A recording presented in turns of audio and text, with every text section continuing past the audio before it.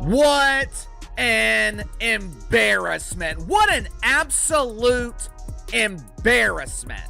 Last night was further proof as to why people don't watch pretend basketball. Last night was further proof as to why people do not respect the WNBA. You ever see a teammate so fed up they can't even hide it on live TV? That's exactly what went down with Angel Reese during the Chicago Sky's brutal loss to the New York Liberty. While Reese struggled to convert even the most basic layups, cameras caught Kamilla Cardoso visibly pulling away from the huddle every single time Reese got the ball. Her body language said it all. Frustration, disappointment, maybe even embarrassment, and the whole thing caught on tape for the world to see. Is this the beginning of the end for Angel Reese in Chicago? Let us know in the comments. Should the Sky move on and trade Reese now? Let's talk about it. The Chicago Sky are already imploding from within. Fans are turning on the team. Kamilla Cardoso, oh no.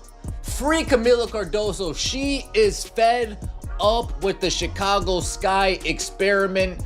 Tyler Marsh, once again, salute to you.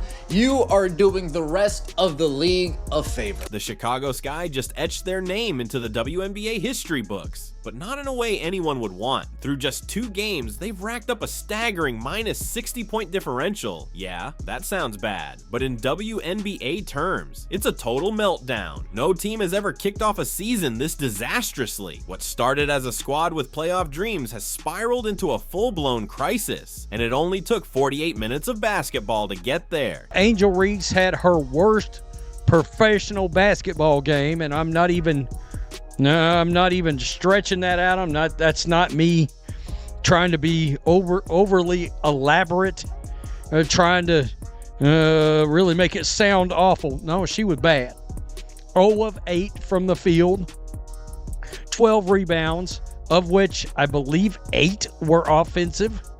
It was a terrible showing. Do you know what a minus 60-point differential really says? It means the Sky are getting blown off the court, averaging 30-point losses per game. In a league where most matchups come down to the wire, these kinds of beatdowns are unheard of. We're talking about losses so lopsided, it makes you wonder if Chicago even belongs on the same floor as their opponents. And to make matters worse, this isn't just a bad start, it's historically awful. The previous worst 2-game start in WNBA history was around -40. The Sky just managed to do 20 points worse than that. This is a full-blown collapse. Chicago Sky fans are officially going to war. They can't stand Tyler Marsh. Let's start here. Worst plus minus in all of the WNBA is, in fact, you guessed it, Angel Reese. 9 out of the 14, bottom 14 are Chicago players. How is Angel running point guard going? 5 turnovers, 0 assists. I don't see Tyler Marsh winning the Coach of the Year. The Liberty game was all the proof you needed. This team is in free fall. New York stormed into Chicago's home court and crushed the Sky, 99-74. But here's where it gets downright humiliating. The Liberty didn't just win, they set a WNBA regular season record by draining 19 three-pointers. They were on fire from beyond the arc while Chicago looked completely lost. The Sky couldn't buy a bucket, shooting just 36.2% from the field as New York rained threes down on them all night long. It wasn't just a loss, it was a statement. I thought Angel Reese was dedicating this season to winning. I thought she was focused on carrying the Chicago bravado to the promised land of golden toilets and bathrooms with running water. Hey y'all, it's me, Angel Reese. I'm dedicating this season to victory. I'm struggling to understand the end destination of this journey. I'm struggling to understand the winning that Angel Reese is talking about. Because 2 games into the season, the Chicago Bravado are losing by an average of 30 points. They're getting their ass kicked. This wasn't how things were supposed to go. Coming into the season, the Sky had real playoff ambitions, especially after pulling off a major offseason move by trading for Ariel Atkins. The blueprint looked solid. Combine Atkins' sharp shooting with Angel Reese's dominance on the glass, and you've got a team built to make noise in the postseason. But instead of chasing wins, they're dealing with fan backlash, and it's only been 2 games. The gap between what was promised and what we're seeing on the court, absolutely massive. Sky's minus 60 point diff is the worst through a team's first 2 games in WNBA history. It's real bad. And of course, last night we saw this, of course, is the stat patter extraordinaire. Of course, this was Angel Reese.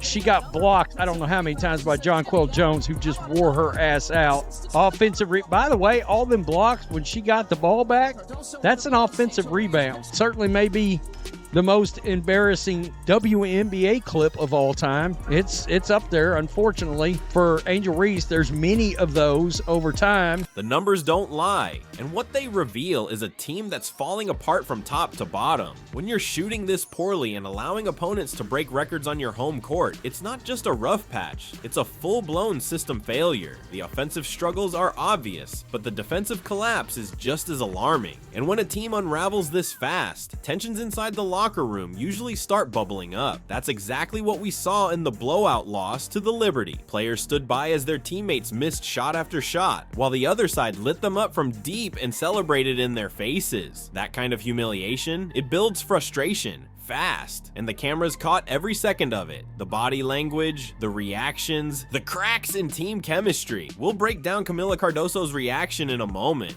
but first, let's talk about just how bad Angel Reese really was. Angel Reese last night against the New York Liberty, one of the worst games she's played as a professional, takes that out on the referee. Angel Reese put up a goose egg against the Liberty, 0 for 8 from the field, but that scoreless night, it's just the surface of a much deeper problem. Through her first 2 games, Reese is shooting a brutal 5 for 22 overall. That's a field goal percentage so low, it would make even high school coaches shake their heads. And the worst part, these aren't tough contested shots. We're talking about wide open looks and routine finishes that any pro should knock down without thinking. It's not just a cold streak, it's a major red flag for the Sky's offense. Starting to understand why I make fun of this league? Are you starting to understand why the WNBA struggles to draw an audience based on the product on the court? There are missed shots, bad plays, but in the NBA, missed layups are the exception, not the norm. Last night, Angel Reese played 27 minutes. Angel Reese had 12 rebounds, with 8 coming on the offensive end. 8 offensive rebounds. Angel Reese went 0 for 8 from the field and scored 2 points. 2 points in 27 minutes. This is where it gets really rough for Angel Reese. Her biggest issue so far? Finishing at the rim. She's made just 4 of 17 shots from within 5 feet. That's a miserable 23.5% on layups and close range looks. Let that sink in. She's missing 3 out of every 4 shots right under the basket. Against the Liberty, it was hard to watch. Reese botched layup after layup, some of them completely uncontested, while cameras caught her teammates on the bench visibly frustrated, shaking their heads in disbelief. This is all part of the myth that I'm supposed to believe that Angel Reese is some great player, that she's the rival of Caitlin Clark, and that Indiana Fever fans taunted her with racial taunts, and people are actually believing it, buying it, and selling it. It's all a myth and a lie, and you have to be a part of some religious cult to actually believe that Angel Reese is some sort of effective, big-time basketball superstar. And just when you think it couldn't get worse for Angel Reese, let's talk about the turnovers. Through just 2 games, Reese leads the entire WNBA with 10 turnovers. At this point, every time she touches the ball, there's a real chance she's handing it right back to the other team. And these aren't just minor mistakes. We're talking about sloppy passes and lost dribbles that turn into easy fast break points for the opposition. It's frustrating her teammates and killing possessions. Now compare her to other forwards around the league. The average WNBA forward is hitting around 45% from the field. Reese, she's shooting a brutal 22.7%. That's not just below average, that's historically bad, especially for someone expected to be a franchise cornerstone. The bench. Cardoso with the miss. Angel Reese picks it up, what she's good at. Getting another offensive rebound. She says, give me that. How about another? Persistence trying to pay off. Jones gets a piece. Angel Reese won't give up. Jones with another block. The viral clip that had everyone talking showed Angel Reese missing several layups in a row, even after grabbing her own offensive rebounds. Fans on social media were stunned, with one user asking, "Is this real or just a replay on loops?" capturing just how unbelievable the sequence looked. The video quickly ignited accusations of stat padding, with critics wondering if Reese was more interested in chasing rebounds than actually finishing her shots. Angel Reese can rebound and has an attitude and has trolled Caitlin Clark into some sort of relevance. There's this racial protection of Angel Reese. Somehow she's important, and somehow anything that bad happens to her, because I'm sure what we're going to hear is like, well, she's struggling offensively because of all the stress she's dealing with. She's created this stress by trolling Caitlin Clark and by trying to pick fights with Caitlin Clark and by jumping up and getting in Caitlin Clark's face, and is going to end in embarrassing fashion. These offensive woes aren't happening in isolation. When your top player goes 0 for 8 at home and can't finish simple layups, the team's chemistry starts to crack. You can see the frustration mounting on the bench as teammates watch scoring chances slip away. When players begin doubting their star's ability to make easy baskets, the entire offense falls apart. That's exactly what the cameras captured with Kamilla Cardoso during the Liberty game. The person who should be throwing temper tantrums on the Chicago Sky, that person should be this woman right here. That person should be Kamilla Cardoso. Look at the frustration oozing out of Kamilla Cardoso. She gets a switch. Natasha Cloud, she's posting her up. We can't get an entry pass to Kamilla Cardoso. The cameras captured it all during that brutal Liberty loss, and what they showed about Kamilla Cardoso's frustration raises serious questions about the Sky's team chemistry. Every time Angel Reese touched the ball and missed another shot, Cardoso visibly pulled away from the bench group. This wasn't subtle. She was actively creating distance between herself and her teammates as the offensive collapse played out right before her eyes. If I'm Kamilla Cardoso, I am upset with how this offense is looking. If I'm Kamilla Cardoso, I'm upset that I still can't manage to get an entry pass. If I'm Kamilla Cardoso, I'm upset that I still need to deal with this type of amateurism in the WNBA. The Angel Reese shoot, miss, shoot, miss, shoot, miss, shoot, miss, shoot, miss experiment. Okay, this is where Kamilla Cardoso, look, pass it out. Look at Kamilla Cardoso on the bottom of your screen here. Pass it out, kick it out. Let me shoot a midi. How many attempts do we need at the same shot? Over and over and over and over again. Kamilla Cardoso's reaction in the third quarter spoke volumes. Right after Angel Reese missed her third shot in a row, you could literally see Cardoso's shoulders slump as she shifted away on the bench. She moved from sitting closely with the team to putting clear distance between herself and her teammates. Known around the league for her professionalism, this very public show of frustration says everything about how deep the problems run in Chicago. Reports came out that Kamilla Cardoso was sold on the Tyler Marsh signing. Rumor came out that Kamilla Cardoso wasn't excited, wasn't too pleased with how Teresa Weatherspoon was using her last year. So when she heard Tyler Marsh, when she got a sniff of Tyler Marsh possibly coming on board, they talked, laid out the game plan. Kamilla Cardoso was bought in. Kamilla Cardoso was drinking the Kool-Aid, eating what Tyler Marsh was feeding her.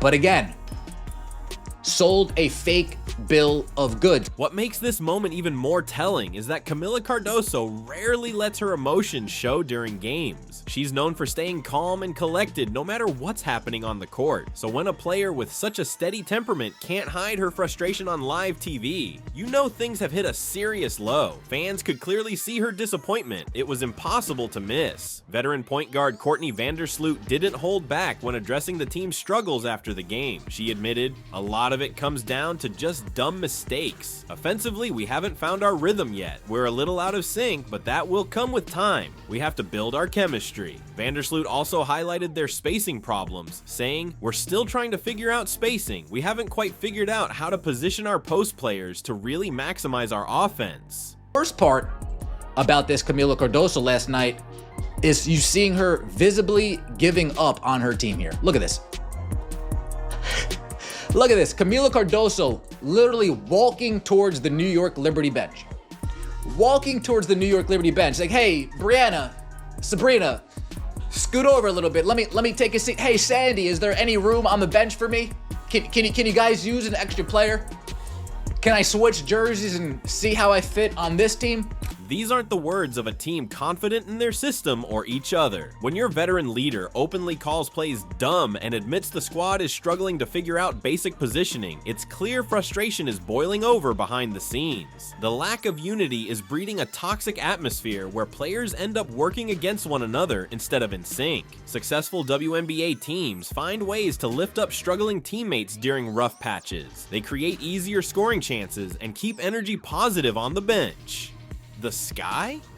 They're doing the exact opposite. Their body language screams a team that's checked out on each other just 2 games into the season. When frustration spills out in front of cameras, it's a sign the issues run far deeper than missed shots. Meanwhile, elsewhere in the league, another team is showing exactly how strong chemistry looks when facing adversity.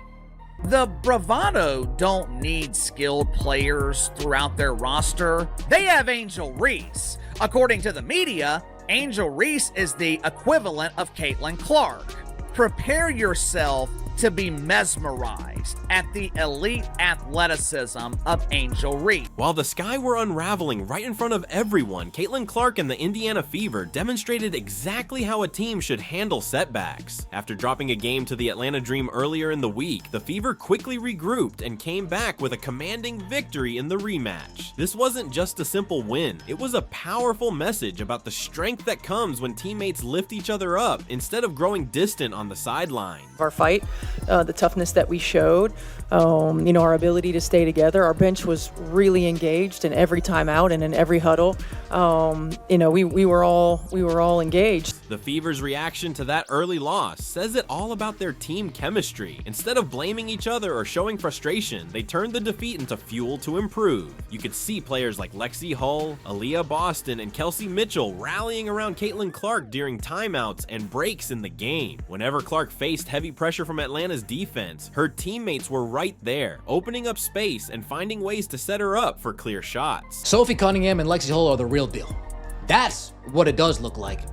It looks like these two off the bench, you can name whoever you want. These two ladies off the bench are going to be the most impactful duo in the WNBA, hands down. Hands down, these two are going to be the most impactful duo in the WNBA off the bench.